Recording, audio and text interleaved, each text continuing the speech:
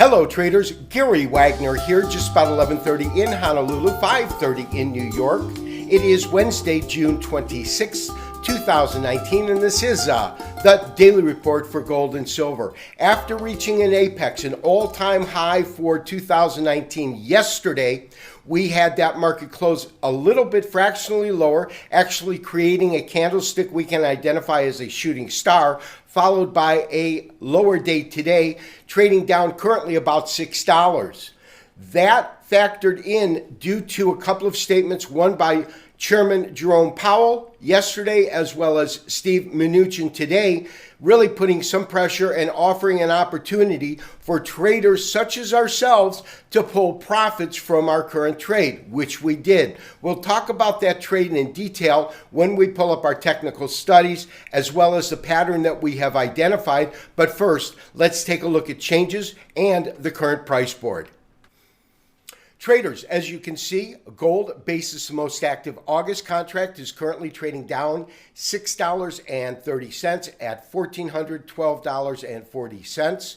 It traded to a low, of 1405 and a high today of 1427. Of course, yesterday it hit that apex at 1442.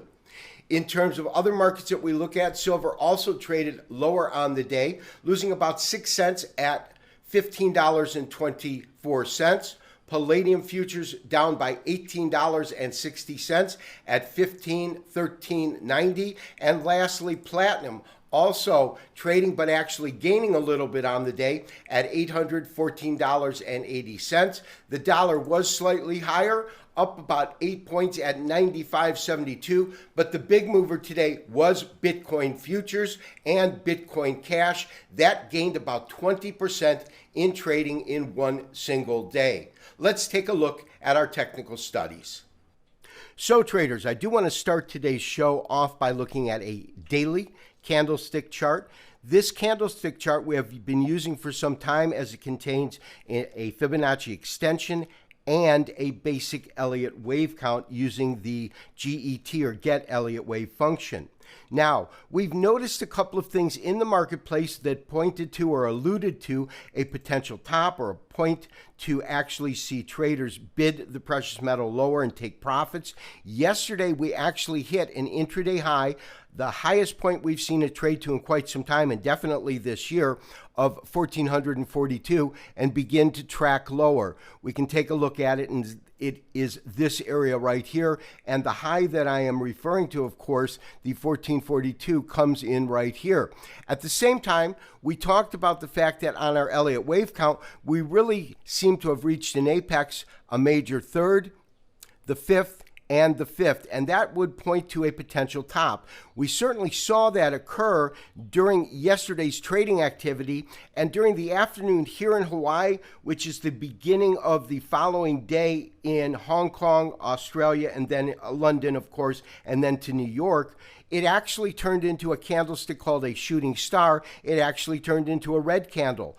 And when we saw that action taking place and then the following day, some pressure come into the market, I sent out a special trade alert recommending that we simply take our stop to the market. At the time I did that, gold was trading at around 1409, 1410, and it was actually ticking up after I sent it out. Most traders should have gotten out at roughly 1410 on the trade.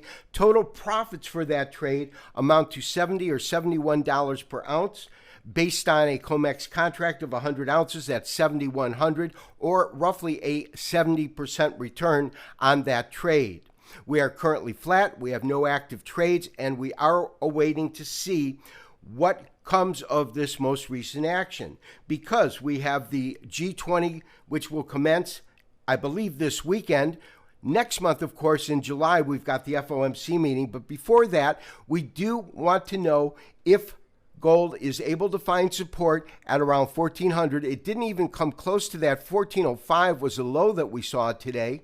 So we could see the market really find some very, very quick support in the same way that it did right here, in which we had a solid rally up. We had really one red candle, and then the market made a new low and then returned to this upside move before going more parabolic, which is what occurred here. My sense is that there is a likelihood that we will continue to see a little bit of weakness as more traders take profit and bid the precious metal lower.